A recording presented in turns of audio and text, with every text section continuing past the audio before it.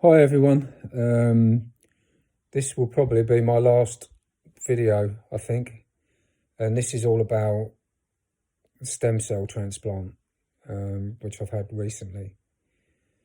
So before I went in, which was the 8th of April, I got to see my mum, my daughters, my grandson. I got to see everybody before I went in, which was so nice. It was lovely to see them all.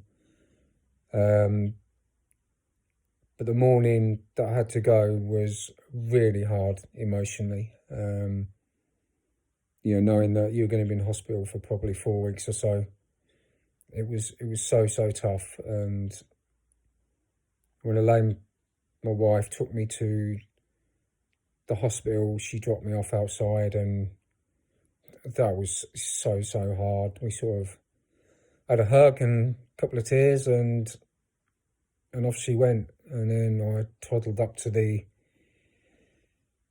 suite where they were going to start the treatment, and there's a lot of hanging around. In the first morning, they sent me down to get a new PICC line fitted in my arm, which went quite smoothly. And then that night I had the first chemo, and that was in the form of 10 tablets. So that was quite straightforward. You just knock them back. And then for the next 4 days, I had 2 lots of chemo in the morning, 1 in the afternoon for 4 days. And then on day 6, I had the evil chemo, the one that strips your body of absolutely everything. They recommend that you have ice poles, ice lollies, ice for 3/4 of an hour before the chemo, half hour during, and a 1/4 of an hour before, half hour during, and 1/4 of an hour after. And that's to cool your sort of digestive system, and it helps prevent getting chemical burns from this evil stuff they're pumping into you. You can get a really sore mouth as well, which causes big problems further down the line. So I was chain eating ice poles. Now the record for the hospital was 18, and I managed to eat 24. So I am the new champion ice pole eater at Leicester Royal Infirmary. Got a certificate for that as well. Very proud. I'm going to hang it above my bed. So that was the chemo finished after 6 days. And then the following day, which was the 14th, I had my first lot of stem cells put back in. And that became day 0, which was my rebirth date. And the following day as well, I had the second batch. And that was it. All the chemo was okay. Stem cell, the actual putting them back in wasn't arduous at all. There's no side effects. It does make you smell a sweet corn for some reason, and that's a well-known thing. I couldn't smell it, but everyone else said I stink, so interesting to see if I can face sweet corn again, but who knows. And then it sort of started, you gradually feel worse and worse, and I couldn't eat. I had no appetite whatsoever. The thought of food, when they brought food in, made me feel sick, ill. They were topping me up with calories with these milkshakes, but even then, I'm not going to lie, a lot of the time I tipped them away because I couldn't face them, And food eating became a real issue. There was the threat hanging over me of having to have a feeding tube, and that's horrible, where there's a tube down your throat into your stomach where they pump food into you. And I wanted to avoid that at all costs. That I can't think of anything worse. So I ate whatever I could and did the absolute bare minimum and just about managed to avoid it. But food, was a major issue, and I've been out for 2 weeks now, and it's just over 4 weeks since I had the transplant, and food is still an issue. I lost 10% of my body weight while I was in there. And although it's getting better, I've still got no appetite. I eat because I have to. I don't especially enjoy food. But I'm taking the shakes. I'm taking 2 of the milkshakes. They're 600 calories a piece.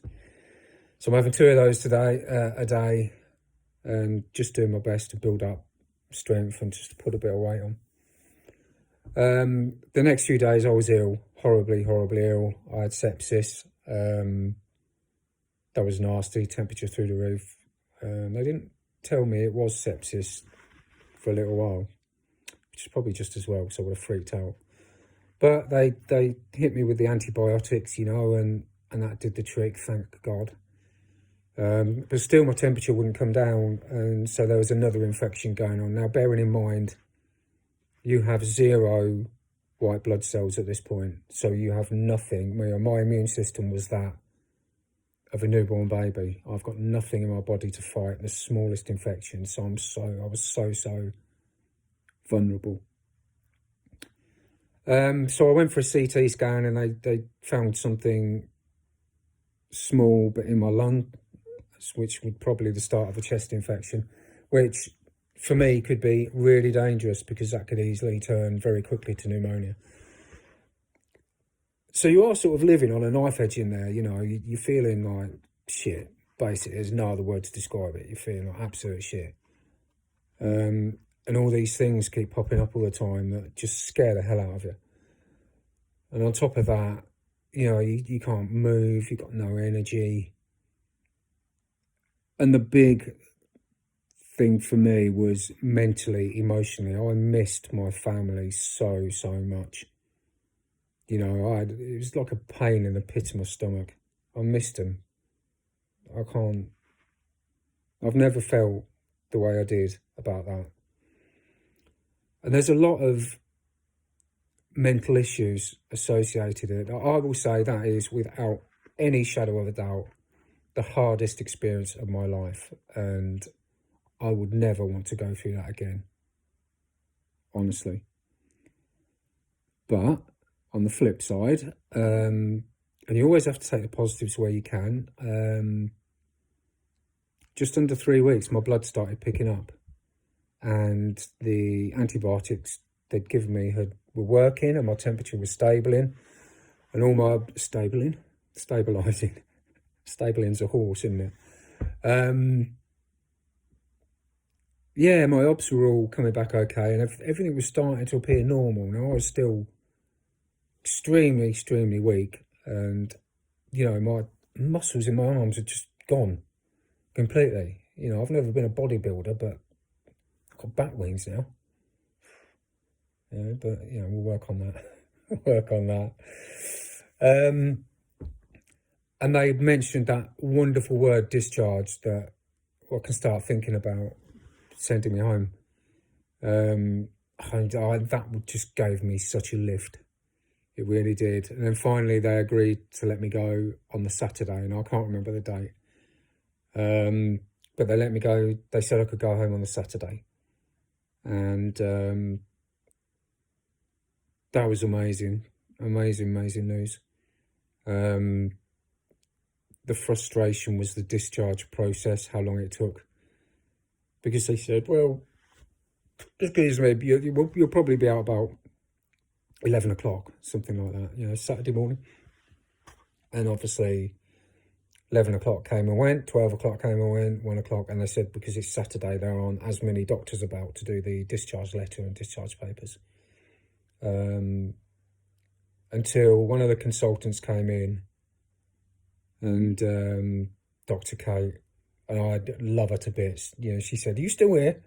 What are you doing still?" She said, "Right, I'll do this. I'll sort it all out." And she took total control, because I had a fear that it wasn't going to happen. And bearing in mind my emotional state at the time, if they suddenly said, "Sorry, we can't do it today, it's going to be tomorrow," that would have been devastating, absolutely devastating. Even though it's only in the big picture 24 hours difference, I would have found that really difficult to cope with. So she managed to sort out enough drugs to keep me going, so they didn't have to involve the pharmacist. And before I knew it, I was on the phone to my wife saying, can you come and pick me up? And when I knew they were close by, I stood out the window because I could see the road coming in, and I saw their little car driving down the road, and I was on top of the world, absolutely on top of the world. And they picked me up, and she brought my daughter as well, which is so nice, you know. And when we saw her and when we sort of met down that corridor, we just all group hugged. And it was just the most amazing feeling in the world. And that was that, really. I mean, I've skipped over a hell of a lot because you really don't want to know the ins and outs and the details, but I spent a lot of time sleeping, and then a lot of time not being able to get comfortable. Your mind's racing. You just want to go home. You just want it all to be over, and then there's another hiccup and another hiccup. But it's all in the past because I've done it. You know, the doctor, when I went to see him yesterday, he said that that's probably the toughest experience you will ever have. And I think naively, because I say breezed through chemotherapy, and yeah, you know, I'll stick to that because compared to a lot of people, I came through that quite well. And I thought, you know, you read horror stories about this stem cell transplant, and I thought, well, no, that won't be me. I'm far too tough for all that. But it was really tough. And also, you know, I can't emphasise enough the mental side of it, which I think for me was as much as the physical. So Saturday, I was home, very, very weak, couldn't really move too far, struggled to walk from the living room to the kitchen. Still no appetite, especially. Thankfully, my wife was off work for the week and she was wonderful. She looked after me, took care of me. And then she went back to work and my mum came up for 10 days in the end. She stayed for. So I've had a constant carer since I've gone home, since I've come home. But Mum's gone home today, so it's sad. It's sad. She's been amazing. But I get to see her again in a couple of weeks because we're gonna go and see her as I get stronger. So home for 2 weeks. Last 3 days I felt loads better, felt stronger. Going out for a walk every day, eating. I've put a bit of weight on, which is brilliant. My checkup yesterday, the doctor seemed really pleased with all my blood scores, how I'm doing with that and how I'm progressing generally. So if he's happy, I'm happy. He doesn't want to see me now for another 3 weeks, which is brilliant because it's a bloody long trek over to Leicester and back. And now it's down to me just to eat, build up strength, go for a walk, get exercise. But there's been a lot of mental stuff I've had to deal with since I've been home. A lot of it is stuff that's associated with the stay. Mainly around food, really, but that's improving, that's getting better. So I've come through the other side. You know, there's a long, long road ahead. You know, they say it's a good 3 months before you start feeling better. I've got to have all my childhood vaccinations done again because they've all been wiped out in 6 months' time. So, you know, it would have been a year of treatment and off work for a year as well. And they've been really supportive, I have to say. I can't fault them. So it has been tough, but I'm here, survived to tell the tale, and each day I get stronger.